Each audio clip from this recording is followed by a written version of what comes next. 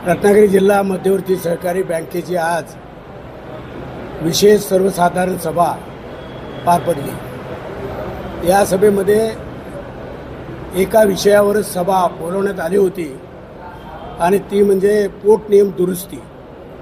या पोटनियम दुरुस्तीमध्ये महत्त्वाचे 2-4 विषय असे होते की पहिला हा जो भाग भांडवलचा विषय होता, अधिकृत भाग भांडवल आहे ते 75 वरून 125 कोटी इतके भाग भांडवल वाढवण्याकरता पोटनियममध्ये दुरुस्ती केली।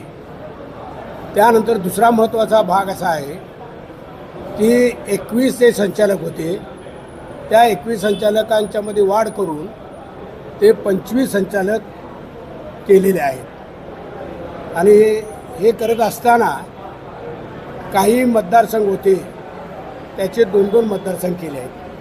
त्यामध्ये पहिला असा आहे जो कृषी पणन चा मतदारसंघ होता, त्या कृषी पणन मतदारसंघामध्ये 2 मतदारसंघ केले। त्यामध्ये कृषी पणन शेतीमाल प्रक्रिया खरेदी विक्री संघ, ग्राहक संस्था, फेडरल संस्था हा एक मतदारसंघ केला आहे।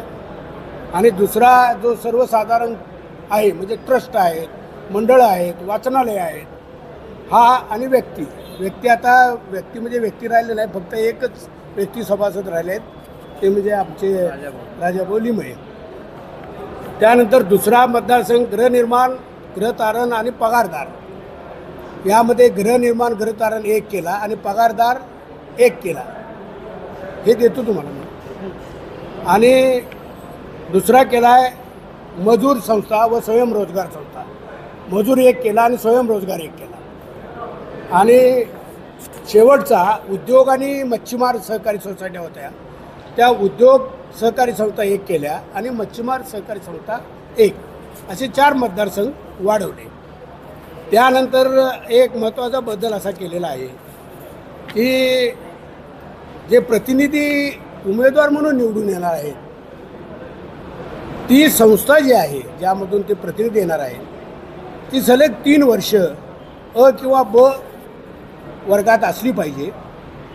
आणि दुसरी गोष्ट अशी आहे की त्या संस्थेचा कमीत कमी 1 लाखाचा भाग भांडवल पाहिजे। आणि ज्या संस्था सर्वसाधारण ट्रस्ट किंवा मंडळं आहेत त्यांना जर शेअर्स घेता येत नसतील तर त्यांनी 1 लाखाची ठेवी तरी त्यांच्या खात्यावर असली पाहिजे।